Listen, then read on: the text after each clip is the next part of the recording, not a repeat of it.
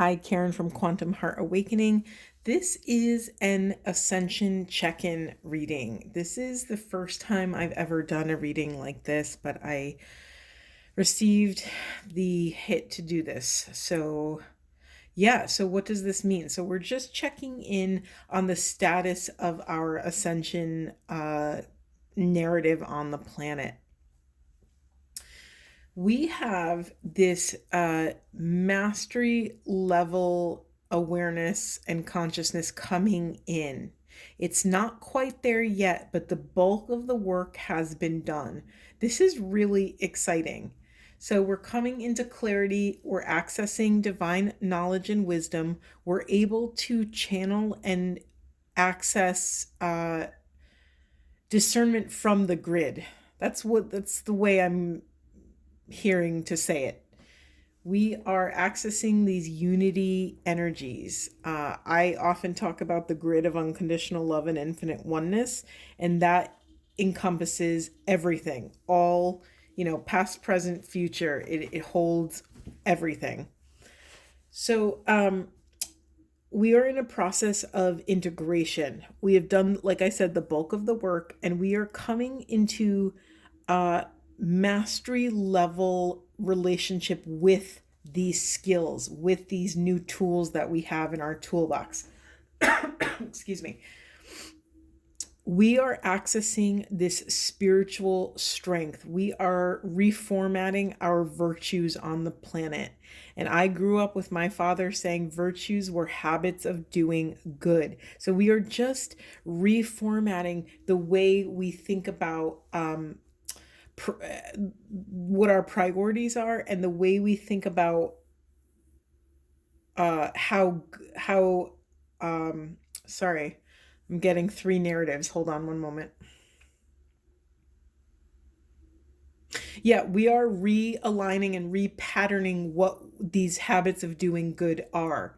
Maybe prior to this, our habits were derived from, unconscious patterns that we picked up from our ancestral line, from our family of origin.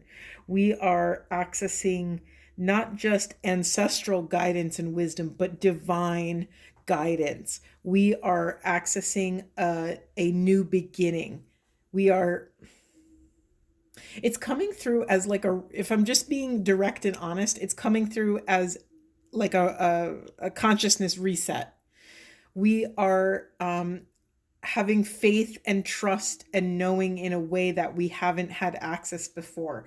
We can actually taste our destiny, and we could taste and actually feel in our bodies how making each choice in the present moment, dropping into present loving awareness and making choices from that place, we can actually see that by doing that and reconnecting with our aligned intuition and discernment, that we will bring about the destiny that we seek. In essence, we already are this destiny. It's already unfolding. The train has left the station. But like I said earlier, we're not quite there yet. This new beginning is around the corner, but excuse me, we have to stay anchored and grounded and caretake our bit of our bit of self-esteem, our piece of our self-confidence, the way we show up in the world, our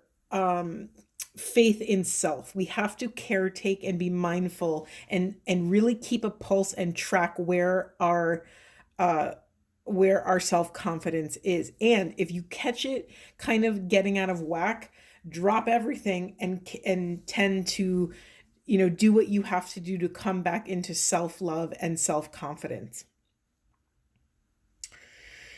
Okay, in doing a lot of this, a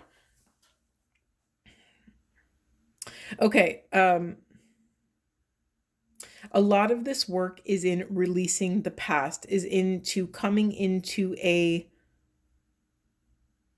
spirit of gratitude for what we have gone through, for all of the trials and all of the tribulations. We are having collectively a spiritual awakening.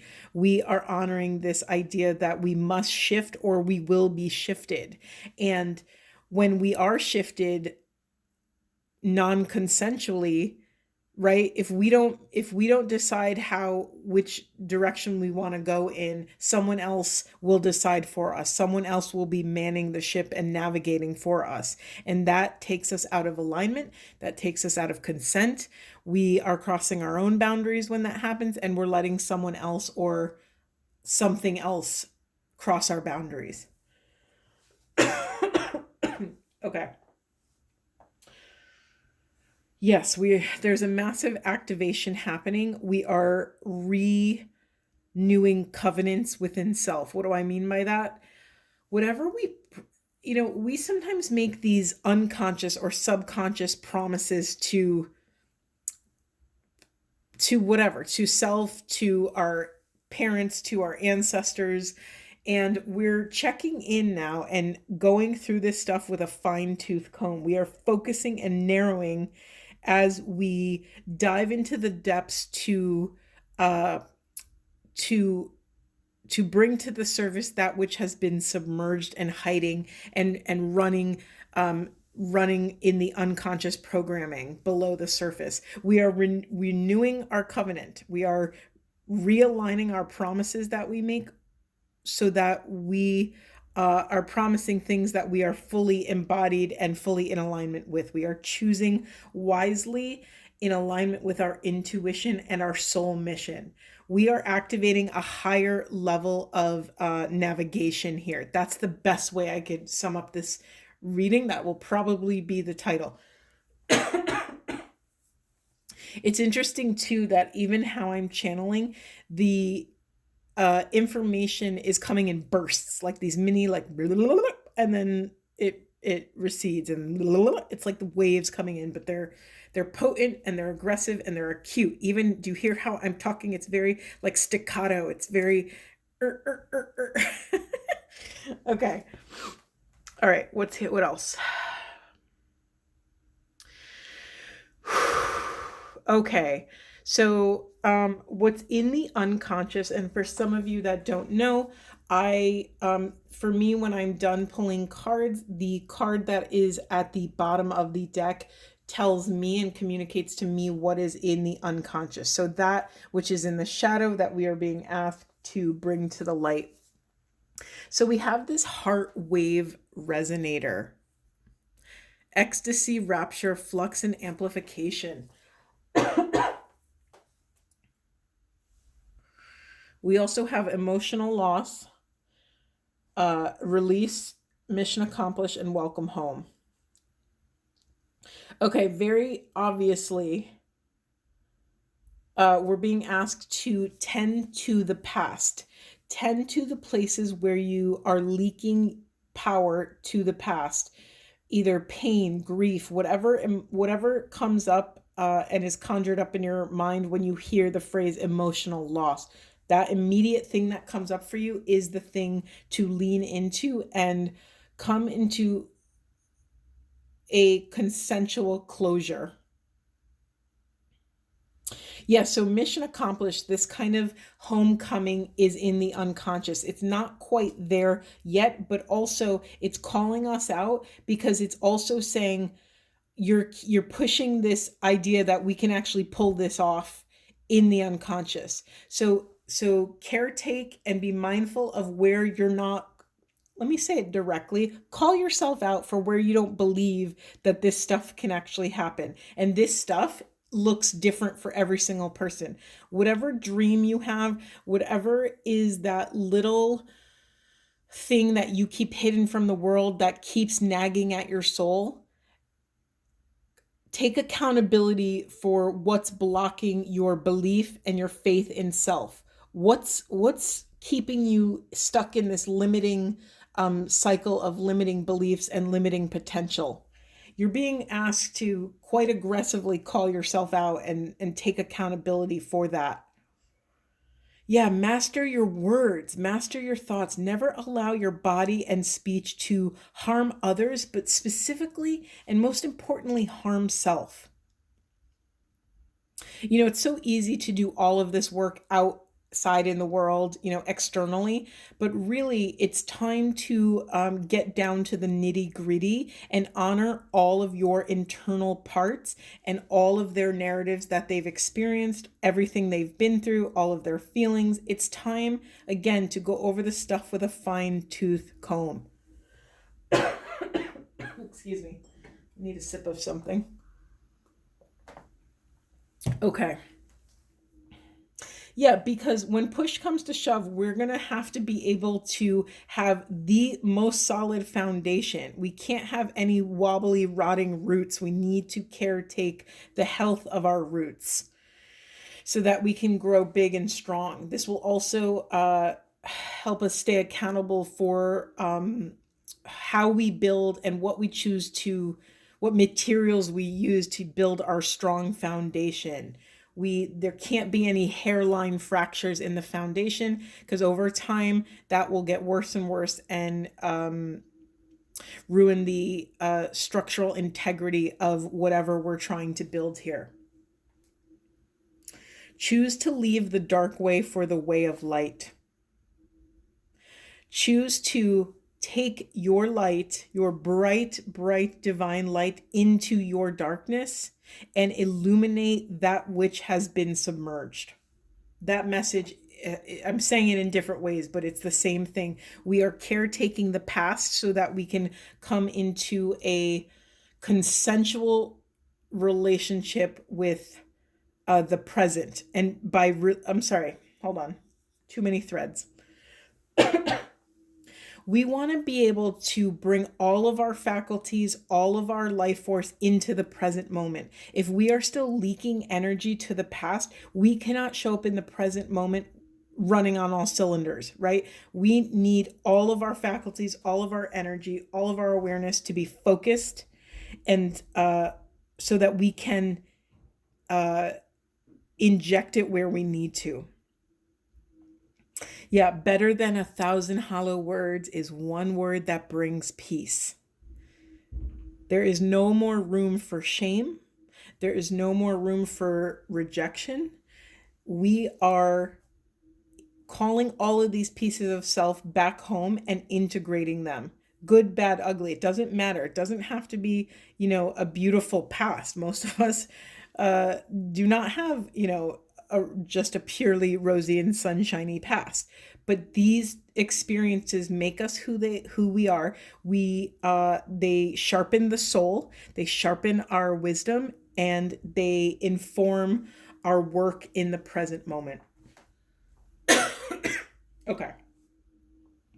This is such a good reading. Okay, yeah, the other piece that's been pushed into the unconscious, or that is in the unconscious, is again this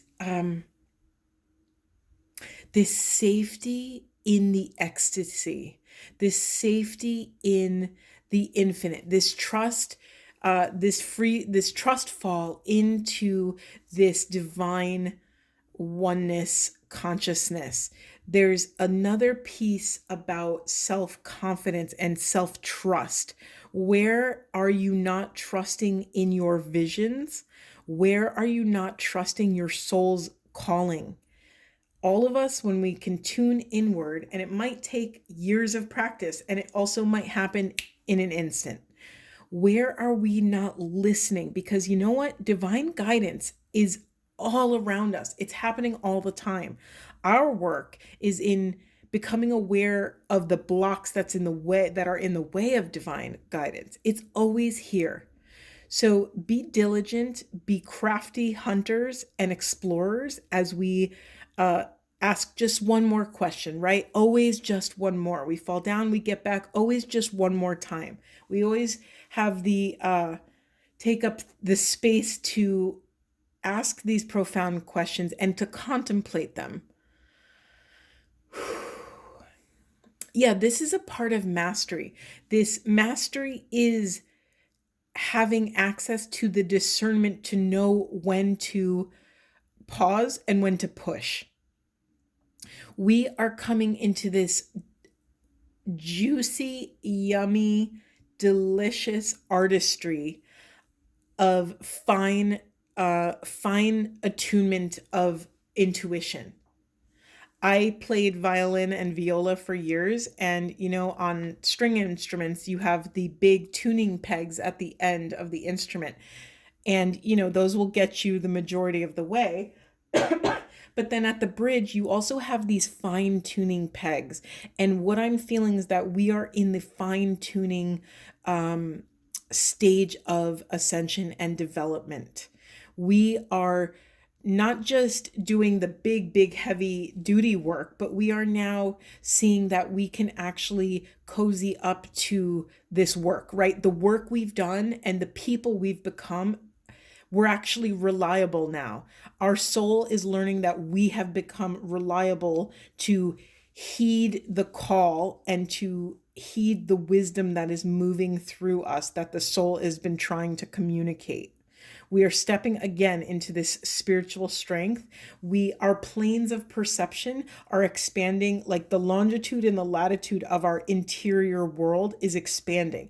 And with every level of expansion, we become vessels that can hold more. And when we can hold more, more enters our field. And yet the process is always the same, right? And that's why it can maybe feel a little discouraging on this path, because it always feels hard, right? It always feels hard. But what you're not remembering is that you've expanded so much.